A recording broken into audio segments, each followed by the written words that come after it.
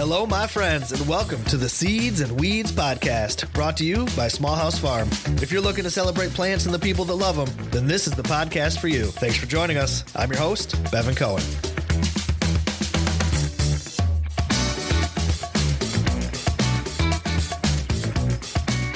Howdy, friends. Welcome back to the show. Today is an extra special day. This episode marks the end of our very first full year of the podcast. I've had so much fun doing this, and I really hope that everybody else has been enjoying it too. It has been a bit of a learning curve for sure, but I think we've really come a long way since our first episode back in January. To be honest, when we started the podcast, I really wasn't sure what I wanted to do with it. In the early planning stages, we decided on a interview style format, right? I wanted to bring guests on the show to learn about the work they're doing, to share their stories. I wanted to talk to gardeners and farmers, herbalists, seed savers, foragers, chefs. I mean, there are all these different ways that we can experience plants, growing them, eating them, crafting medicines from plants, our food and our culture and our history and our future. They're all intertwined. And I really wanted to dig into that. Imagine if we were to draw a Venn diagram. And each circle of the diagram is things like gardener, farmer, forager, cook, storyteller, historian, community activist. And where all these circles overlap, the commonality, that's where we're at. That's what I wanted to explore. The seeds and weeds of our lives. Have we been successful in doing that? I don't know. You tell me. We're certainly not done here. I mean, we're still fine-tuning the show. We're just kind of learning as we go here, but I appreciate the feedback that I've gotten from folks along the way. It's been really helpful. I mean, there hasn't been a lot of it, but for those of you that have reached out to me through emails or leaving a review online or whatever it is, I just want you to know I appreciate that feedback. Letting us know what you think about the show helps us make the show better. Some of our most vocal supporters, they've been the very groovy people that have joined our Patreon community. You know, putting on a podcast takes a lot of time, a lot more time than I thought that it would. I'm planning episodes, booking guests, preparing for interviews, recording, editing. I mean, you can imagine all the steps here. Plus the out-of-pocket expenses for putting this thing on. There's the website, the podcast host, all that jazz. Our Patreon community is literally keeping the show on the air. Their support makes the whole thing possible. Right now, as I'm recording this, at this exact moment in time, our Patreon community currently has 87 members. And that's unreal. I mean, I guess that's not like a huge number or something, but I think it's pretty awesome. And it really means a lot to have that support. I've been trying to do shout outs for our new members each week, you know, call them up by name and say thank you to them. And I got a few folks that have recently joined the Patreon. So I want to say thank you to Billy Brockwell, Karen, Ashley Disson, Ginger Hill, Aaron Martin,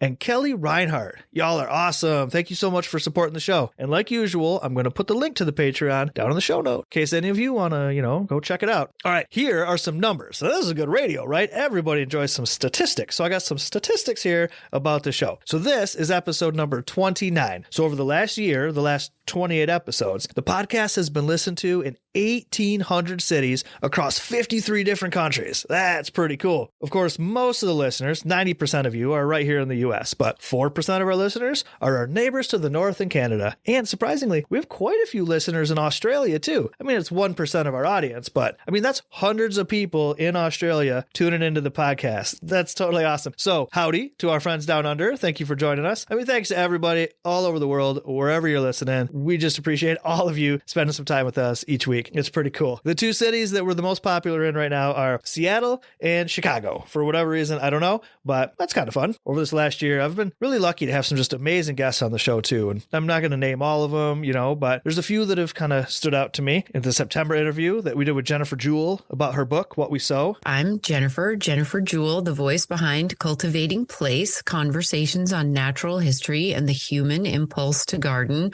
Now, we got deep into the importance of saving seeds and how tightly entwined seeds are to everything else in our world. And, you know, that's an important topic to me. So that was a really great conversation to have. In April, I got to chat with Jim McCormac about his book, Gardening for Moths, which pretty much blew my mind. I worked for most of my career for the Ohio Department of Natural Resources, and most of that as a botanist, a field botanist.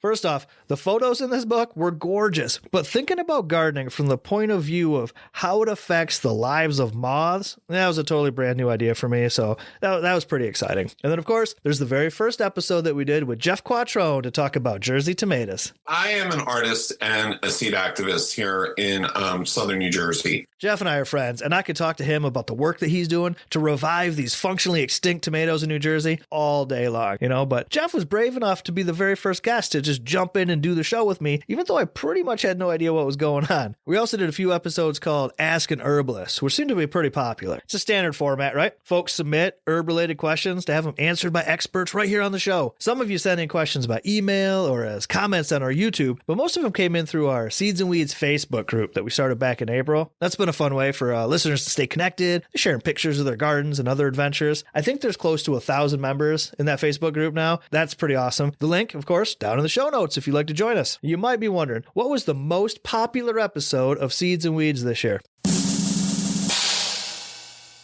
It was Let's Chat with Jessica Mitchell from Mother Earth News. Officially, my title is Managing Editor over at Ogden Publications. I've been working there for close to 6 years now. I've always loved chatting with Jessica. I've actually been a guest on the Mother Earth News and Friends podcast 8 different times, so it was cool to sort of turn the tables and have her be the guest for once, and apparently people have just really enjoyed that conversation, which is cool because that was lots of fun. Speaking of fun, I got some fun stuff in the works for next year's programs, and I got some amazing guests already lined up. I don't want to spoil too many surprises, but I will drop a couple names. We're going to be sitting down to chat with the owner of Baker Creek Heirloom Seeds, Mr. Jared Gettle. Now, Jared and I have worked together on a number of projects over the years, and I'm excited to get him on the show to talk about his gardens, what's growing at Baker Creek, and I might just put him on the spot and get him to pick some of his favorite offerings from the 2024 catalog. We're also going to have Sean Sherman on the show. Now, you might know Sean as the James Beard Award-winning author of the Sous Chef Cookbook, or you might know Sean as the owner of the restaurant Owamni in Minneapolis. Chef was named one of the 100 most influential people of 2029 by Time Magazine, and he recently, just a couple months ago, was the first Indigenous chef to win the Julia Child Award for culinary activism. Yeah, Sean is going to be on the show. How exciting is that, right? So to wrap it up, 2023 has been an absolute blast. I mean, thank you all for being a part of the fun, and I'm looking forward to spending time with you again, exploring seeds and weeds in 2024. You may have noticed that I've ended every show this year by playing a different song. I mean, I don't know who sticks around to the very end, but if you have, I've been wanting to leave you a little treat like that, right? So for the last episode of the year, we're going to bring it full circle and play us out with the same song that we enjoyed at the end of episode number 1. It's a song called Swing by MFV. Thanks again for joining us, friends.